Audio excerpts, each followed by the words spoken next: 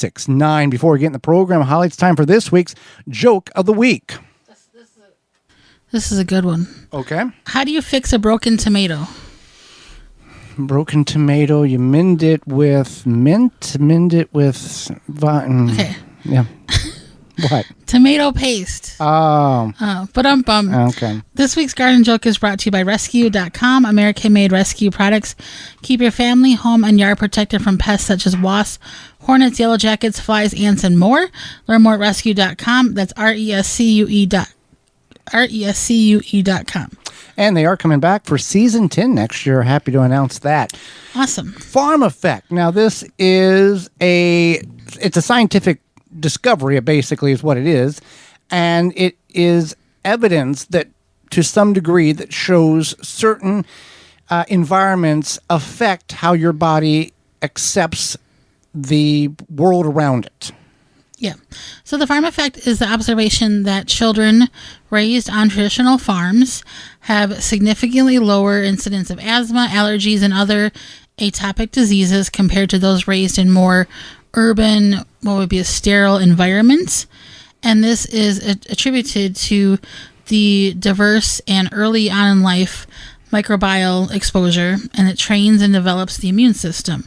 So, yeah, that's what it is farm children, and this is seen a lot with the Amish, and we'll talk about that, but farm children are typically have a stronger immune system because of that exposure. So, yeah, that's what the farm effect is. And this has changed over time because at one point, a lot of people had farms. It was a very common thing. Almost everybody had farms. And then now if you find and you see a kid and he or she says, I live on a farm, people are like, whoa, hold on, we got questions. Yeah. Because that doesn't exist anymore. Right. And yeah. So over time, this has changed and shifted and things like that. But there's a few key factors of what the farm effect includes is the microbial diversity. So the children on farms are exposed to a much wider variety of bacteria and fungi. Exposed to everything. Right. And then this is also like in their home, just the environment around them. It's just a stronger, rich microbial. I keep saying that funny. Microbial richness, and it has a lower link to things like asthma and allergies. So because a lot of children, so let's say in the urban environments, are going from indoor to indoor activity, they rarely the only time they see a tree is if they're at a park that may have a tree. Well, or their backyard. Yeah. But you look in like the real suburban, high-rise, urban areas, there are no trees. Yeah, that's true. But there are parks, there are city parks. So that's one thing. Another thing is the exposure to the farm animals, so livestock like cows. The dander, the all the bugs, the smells, the skin particle, all that stuff. Yeah, and I think people think that farms are dirty, which they're dirty. I mean, you have dust and gravel and wheat dust or whatever.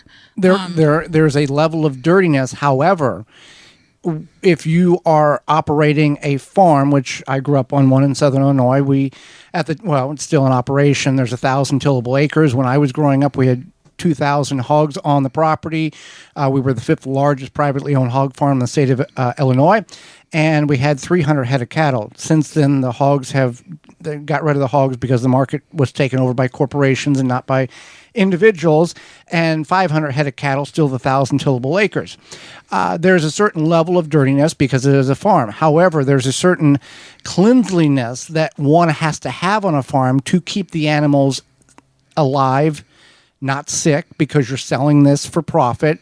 A cleanliness to the grain because you're selling that for profit, and these people who are buying these animals and the hogs and the grain are sourcing it to people who are eating it. Example, the farm that I grew up on that's still in operation, all the cattle that are sold off the farm, which are Black Angus, all go to a stockyards, and there's a particular individual buyer that buys all of our cattle for the Aurora Hospital Association. All that beef, our cattle is one of the groupings of beef that goes to all the hospitals and Aurora facilities in the state of Illinois. I never knew that. Yep. Oh, I didn't know that. So there you go. And so it's not that, like, yeah, obviously farms are dirty, but it's not like, I think when you think that, it's because you drive by, oh, it smells. Yeah, you smell, or you see the dust or whatever. You see, the animals, and you might think those are herd animals and they're nasty and dirty, but they're not. They're not. They're just that's the life. Yeah, they're yeah. Some of them are in confined pens. Others are free range, and that's up to the discretion of the farmer or the land in which he or she has available, and how many cattle or how many hogs or chickens or sheep or goats. The farmer knows how many they can have in order to sustain that pasture, and not graze it to the point where they have to supplement feed or hay way earlier in the summer than most farmers will let the cattle or goats and sheep graze on an area pasture, big grassland, up to the point where that grass is no longer growing, and then they supplement grain and hay over the winter months. But as a city person, you might think that this is bad. This dirt is bad because you grow up in a sterile environment. But it's not bad, because these children who grew up on farms, especially the Amish, who never really go much into vaccinations and communities and things like that. Right. Yeah, they're kind of segregated outside of. And it depends. No, it depends on the Amish community. There's no rule based on the different Amish things that I've seen, that there's no rule saying that the Amish can't visit the doctor. It's all based on money. If the Amish person wants to go to the doctor, it kind of depends on the priest of that particular. Or anyway. So let's stay on focus. But they're breathing in the dirt and the dust and all of these things at a young age, and their body is adapting to it. But people who live in the city think this is a bad thing because they think that is harmful to you. That breathing in dirt, you can't have that. It's bad. Bad, yeah. Okay. And I mean, maybe your dust in your city home. I mean, I grew up in the city, so I'm not like ragging on city people, but you grew up in a city home, and the dust might be different because it's construction dust, skin cells, maybe acid rain, pet dander. Yeah. There's no cycling through it. And on a farm, you've got acres and acres of open, and you don't know what the wind blowing is unless you've been on a farm and the wind is blowing, and you've experienced that firsthand. But you're breathing in all these natural things that you're not being protected from. Right. So there's a lot of research that has been done on this, and this includes like epidemiology and immunology.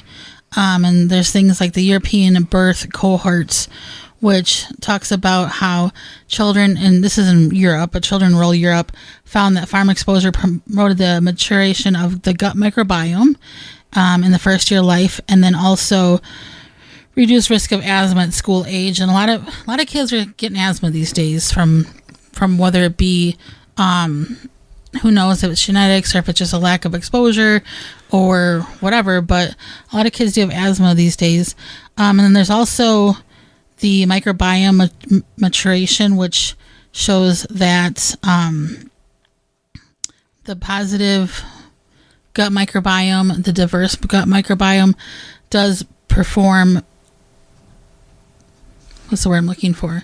Does cause, no, it's, it helps the immune system greatly. Okay. So that's why people talk about, just in general, eating fermented foods, thinking about what you're putting in your stomach, because that affects the gut microbiome. And naturally, farm kids, people who grew up on farms, have this increased gut microbiome, which then increases their ability in their immune system to fight off the bad guys. Well, I never had asthma growing up. Ran thousands of miles over the course of high school in cross country and track, and then through the process of moving away from the farm, apparently developed asthma. Yeah. And then once we bought the property, and I started working, 16 hours basically doing this and doing that on the property, our 40 acres of woodland in the Northwoods of Wisconsin. the asthma has disappeared. Right, and that's another thing is we could go on about is the effects of just being in nature, Physical work. Physical work, but also just being in the woods. And there's a whole lot of studies done in Japan about that as well. But this is more focused on the research that I've provided here is about the farm effect. But either way, as you move away from the higher populated areas and you go into nature and you're surrounded by trees. And when we talk about nature, we talk about sitting there and your ears hurt because there are no sounds. Right. And I understand for a lot of people this is a privilege. However, there's people who've written books about how having your children outside for 1,000 hours a year and how that can be achieved. And these are all things, I have friends who do this with their children, and it's not that difficult. Right. You can spend a lot of time outside very easily, very cheaply. Just figure out how many hours your children sit in front of a screen of some sort and just cut it in half. Right. And like for me, for example, I work a full-time job in front of a screen. In front of a screen. And the last thing I want to do is when I log off of work is sit, I watch TV and stuff, but like I don't want to go on a tablet or and spend another four hours doing something. Yeah. And if that's your thing, that's fine. But it does get old. But anyway, so the farm effect is a very real thing, and I encourage you, if you have any questions or if you want to learn more about it, definitely look it up. Well, don't have to look up waltonsinc.com. Yeah, Walton's, you care where your food comes from. They have waltonsinc.com has equipment, seasoning, and supplies to make sausage, jerky, and any other meat product your way to your high standards. Do you want to make snack sticks that people will actually like? Walton's created meatgistics.com, an informational site to help you make the best finished product. They have meat grinders, mixers, sausage stuffers, spices, and more to help you go from animal to edible. Walton's everything but the meat. You can use code GROW50, that's GROW50, to save 10% off orders of $50 or more.